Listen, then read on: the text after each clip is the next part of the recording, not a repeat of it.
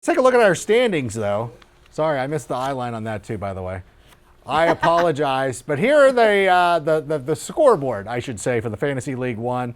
As you see right there, FaZe Clan victorious, as was Team AEW. The Oracle goes down to the Purpose Chasers, Desi Banks. Of course, I won. Duh. MG, yeah. This is why this is why we wanted you here. We wanted you to face the music. You got to sit here and wear that one a little bit. Let's take a look at the standings, though. The overall standings, if we can look at that now, on the celebrity side of things, Candace still leading the way ahead of the FaZe Clan. Team AEW is 2-2. Tezzy, for all the stuff that Desi said, he's 2-2. He's hanging in there. It's ridiculous, but look at this. Over on the expert side, the fantasy footballers, I guess, are they? Wait, I beat the fantasy footballers. This is true. I beat them. Why am I listed second? I know. It's I'm not points. Don't count this. Listen, head to head. Head to head. Check the scoreboard. Head to head. Check the scoreboard. I beat them. What scoreboard do you want me to check? You know what? So Adam, As a it's matter so of funny that you get so heated when you feel like somebody's done you wrong. Thank you. Exactly. As I should. By the way, I wasn't the only one talking trash this week either. Team AEW weighed in after their huge victory over Charles Melton. Let's take a look at that. Oh, Charles! Oh, Charles. Oh. You know, the sun is also a star. Great movie. But this week, you are not the star. Team AEW are the stars.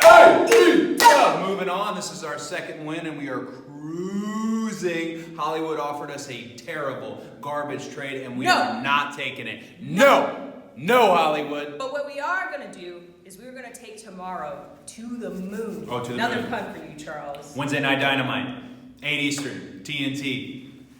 AEW. Guys, let's take a look at our quarter season awards coming up here. We want to take an opportunity to recognize some of those players. We got trophies. Look at this. We got an MVP award. We got two other ones that I'm not allowed to say because they've got swear words on the back. But listen, that's not a big thing. What we were going to talk about first is the MVP award. And you know what, Ricky Hollywood? I will acquiesce to you. Who is the MVP? I'm going to have to go with me. All right. I think, Not MVP of the show. Oh. MVP in fantasy I don't even football. know if she's that. She's pretty close. Do you cut your own videos? Boom! All right, then. I mean, Get a close-up right here. Yeah, I'm going to have to go with the Pats defense. Oh, yeah. I mean, they came out of nowhere, right? I mean, did anybody expect that? I mean, the Patriots fan in me did. Of course. It's like the Pats defense. We've been working up to this. It hasn't been great. The past couple of years, last year, they kind of put it together, and then now we're just plowing through. The 11th most fantasy points overall, including quarterbacks, running backs, wide receivers, all scorers. That's nuts. They get 84 fantasy points and 3 touchdowns in 4 games. Hashtag whoa. That's pretty much crazy. That's pretty much why the fantasy footballers are doing well in this league. Pretty much. I mean, they've gotten like 20 points out of them, it seems like, every week. They got 23 against me this week. Look, they're a good defense. It helps that the schedule has laid out well for them, and it's not going to get any harder. I mean, they got Washington, they got the Giants, they've got the Jets coming up. So I'd imagine they're going to keep rolling at least for a few more weeks. I mean, their defense bailed them out of the game on Sunday. Pretty much. Yeah. Yeah. Which is very rare for the Patriots when Tom Brady and his offense. So their defense is definitely outperforming their offense at this point. All right, watch. Well, they're playing such a tough division, so it's going to get worse before it gets better, probably. But what about you, Taylor? My Who's your MVP is Dalvin Cook. We kind of predicted that he was going to be really good before the season if he finally got healthy, but he's been one of the top backs this entire season. I think he's one of the tops, if not the top scoring running back. And what's most impressive about him is that he is on a Vikings offense that is not passing the ball. Kirk Cousins cannot get the ball down the field. Every defense knows that it's going to be a strong run game, and Dalvin Cook has still managed to get a touchdown in every game. I think he hasn't scored under 20. He's averaging 26 points per game. That was one of the things I almost did my cold open on the Vikings offense because Mike Zimmer is playing scared the whole time. Like Mike Zimmer, scared money don't make money. And at some point, you got to let your quarterback throw the ball. If you gave him $84 million. You heard Adam Thielen after the game. He said, even with the best running back in the league, you've got to be able to throw the ball, and that's something that they are not doing. 100%. I'm in agreement with that. But my MVP for this season is going to be Christian McCaffrey. And I thought, and credit to MG for really pointing this one out coming into the season because you said as everybody was looking at Saquon Barkley, you were going to be taking Christian McCaffrey because the offense was a little bit more dynamic, but he does everything, and he does everything so well, and it's really hard to stop this guy. And I always remember going back to when he was being drafted out of Stanford, I was like, I don't understand why people don't think that he's a between the tackles kind of running back, because that's what he did at Stanford, which is a Power 5 conference. He was definitely going to come to the NFL and do that. So Christian McCaffrey, congratulations, you're my MVP. And I think that's probably one of the most. Besides, he's also seen a photo of my daughter, and he goes, that's a cute girl. And I said, you're not my favorite player. So he's got good taste. He's a good football player. But let's turn our attention, though, to the top busts of the season. And Dun, dun, dun. Ricky, you're not a bust. But who is your top You're bust? supposed to be making fun of her. I can't. That video yesterday. It was so good. Wait, in kayfabe, are we back in time, or I don't know if I'm allowed to say yesterday or anything? Yeah. I'll probably get a note about that. Like, hey, don't say yesterday because Yeah, this 'cause it is just lives timeless. forever. Because I feel excluded because I wasn't on the show yesterday. Exactly. So You now missed my it. feelings are hurt. And I feel bullied. You know, my feelings are also hurt about Sony Michel because he is such Oh. a bust. I drafted him as one of my top running backs, and I benched him this week. And good thing I did. He's literally terrible. He is. He's is literally sinking- terrible. Listen. This is a statistic, okay? Please. He is sinking teams across America. That's not a statistic at all. That's a statistic. That's a true. declarative He statement. is sinking teams all over the United States. Well, when you look at the and numbers. in Europe. Like I say, what about people in Europe? I was going to ask about that. And in Australia.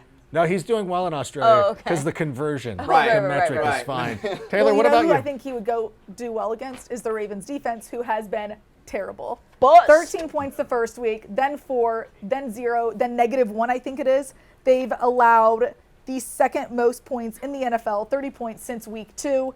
We saw them against the Browns last week. Nick Chubb, 23 touches, 183 yards, 3 touchdowns. Thank God Chubb was on my team. That was the only thing that was making me feel better. But their defense has just been atrocious. I do not know what is going on. Jimmy Smith's been out. Let's hope when he comes back they get a little bit better. So far, they've been one of the worst. But in the Carr's league. been amazing for them. Nothing. Anyways, what about you, MJ? Shots fired. Subtle Devontae shots Freeman, fired. don't think you're going to escape the white hot line of shame. The shame spotlight now lands on you because this is a Shame. guy that shame. Yeah, this is a guy that was like a second round pick, right? I thought that maybe with that Atlanta offense that he was really going to step up and play well. Look, okay, I will admit some of it is not exactly his fault. The offensive line has been bad. Plus, the defense has put this team in a hole. They have trailed by 2 scores in the second half of every game they've played. So they've been forced to kind of abandon the run and throw the football. So it's not completely on him, but still. Shame. You guys, I kind of just Bad. felt like we were in a scene in Handmaid's Tale where like somebody does something bad. Yeah. And we're like, no, no. You really need to watch the Monday show. But Yeah. anyways, let me tell you something real quick. I got to talk about a person, Antonio Brown. No, listen, I don't mean to make light of this, but Antonio Brown was somebody that I thought that just going back to the time when he was with the Oakland Raiders, and it seemed that was 4 teams ago. Back when he was with the, I thought it was going to work. It was really like a month ago. I thought he was going to get a lot of opportunities in that offense. We've seen guys like Tyrell Williams really excel with Derek Carr this season, so I thought that that was an automatic. And then, of course, he gets released. He goes to the Patriots, and you're like, okay, I'm going to continue to buy this because the Patriots are pretty good. Tom Brady seems to like him. Went to him in that one and only game that he played against the Miami Dolphins, and then next thing you know, things don't work out.